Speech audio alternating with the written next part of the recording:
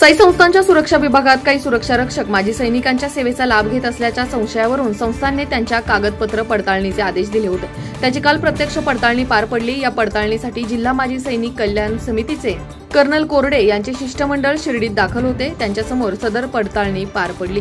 याबाबत दैनिक राष्ट्र सह्याद्रीने साई संस्थांमध्ये बनावट माजी सैनिक या मथळ्याखाली वृत्त प्रकाशित करताच बनावट माजी सैनिकांचे धाबेदन आणले होते। संस्थांनी याची नोंद घेत दिनांक 2 जून रोजी पत्र काढत सेवेत असणाऱ्या माजी सैनिकांना कागदपत्रे जमा करण्याचे आदेश दिले होते।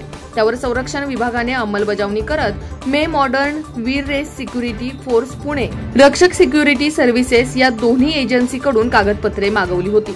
आता संस्थांनी नव्याने दिनांक 23 जून रोजी पत्र काढत सर्व माजी सैनिक यांचे कागदपत्राची पडताळणी करण्याकामी मूळ कागदपत्रे उपलब्ध करून काल बुधवार दिनांक 25 जून रोजी सकाळी 11 वाजता कामगार विभाग कार्यालयात जिल्हा सैनिक कल्याण कार्यालयातून दिलेले माजी सैनिक ओळखपत्र, discharge book, pension order, smart health card याच्या मूळ प्रतीसह प्रत्यक्ष हजर राहण्यास सांगितले होते।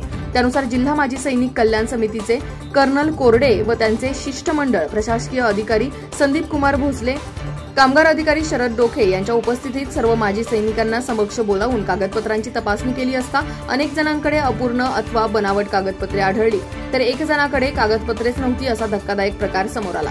सदर पडताळणी प्रक्रियेची समरी प्रशासकीय अधिकारी भोसले यांना सोपवण्यात आली आहे। दरम्यान या पडताळणीत संस्थान किती जणांना घरचा रस्ता दाखवते, तसेच बोगस पगार लाटणाऱ्यांना संस्थान काय कारवाई करते, तसेच ज्या सुरक्षा एजन्सीने या बनावटधारकांना कामावर घेतले त्यांच्यावर काय कारवाई होते हे येत्या काही दिवसात स्पष्ट होणार आहे। याचाच आढावा घेतलाय आमचे शिर्डी प्रतिनिधी अशोक दुशिंग यांनी। पाहूया।